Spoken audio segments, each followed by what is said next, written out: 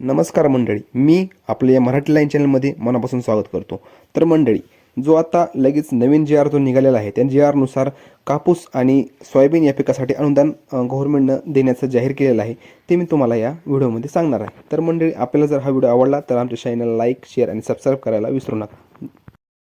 चला तर मंडळी, गेल्या जो पिकाला आपल्याला जो 2023-24ला जो कापसाला आणि सोयाबीनला जे भावामध्ये घसरण झाली होती, त्या घसरणीनुसार जो आपल्याला कमी भाव भेटला होता त्या भावानुसार गव्हर्नमेंटने एक नवीन जी आर काढला आहे. त्या जी आरला गव्हर्नमेंटने आज मान्यता दिलेली आहे. त्यामध्ये गव्हर्नमेंट आपल्याला एक अनुदान देणार आहे. तर जसं की आपण या प्रस्तावनामध्ये पाहू शकता की 0.2 हेक्टरपेक्षा ज्यांना जास्त क्षेत्र आहे त्यांच्यासाठी 5,000 रुपये आणि 0.2 हेक्टरपेक्षा ज्यांना कमी क्षेत्र आहे त्यांच्यासाठी प्रति हेक्टर 1,000 रुपये असा विमा देण्याचा गव्हर्नमेंटने निर्णय घेतलेला आहे.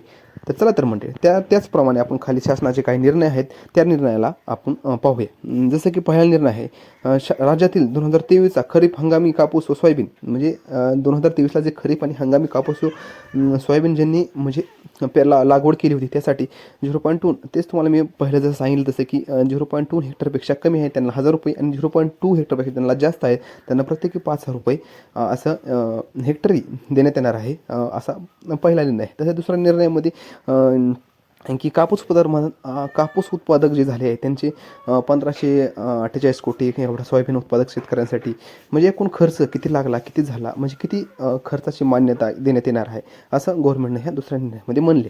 जसे की चला तर मग आपण एक पुढचा निर्णय पाहूया की असे कोणते शेतकरी आहेत किंवा ज्यांनी आता सोयाबीन आणि कापूस लागवड केलेली आहे असे कुठले शेतकरी आहेत की त्यांना ह्या योजनेचा लाभ घेणार आहे ते आपण ह्या निर्णयामध्ये पाहूया. जसं की कुठले शेतकरी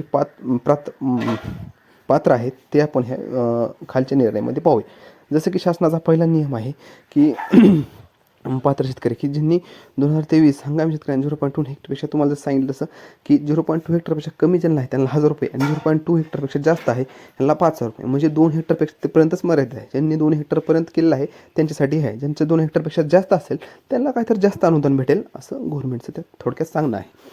हा झाला एक पहिला पॉईंट. दुसरा पॉईंट असा आहे की राज्यातील ज्या विद्यार्थ्यांनी ज्यांनी म्हणजे कापूस आणि शेतकऱ्यांनी 2023मध्ये ई पीक पाहणी जे ॲप आहे त्याद्वारे पाहणीद्वारे ज्यांनी पाहणी केली आहे पोर्टलद्वारे त्यांनाच ह्या लागवडीची नोंद केली आहे असेच शेतकरी हे पात्र धरले जातील. म्हणजे ज्यांनी ई पीक पाहणीमध्ये कापूस आणि सोयाबीन यांची लागवडीची नोंद केली आहे ते शेतकरी यामध्ये पात्र धरले जातील असा हा दुसरा पॉईंट आहे. गव्हर्नमेंट सांगत ई पीक पाहणी ॲपद्वारे नोंद केल्याने परिणामाचा अर्थसहाय्यक अनुदान राहील.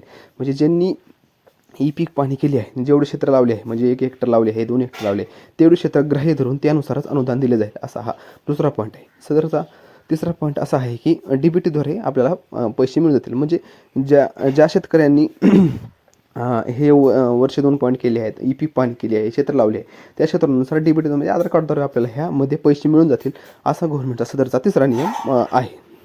सदर योजना फक्त 2023 हा खरीप हंगाम कापूस सोयाबीन उत्पादन शेतकऱ्यांसाठी मर्यादित राहील.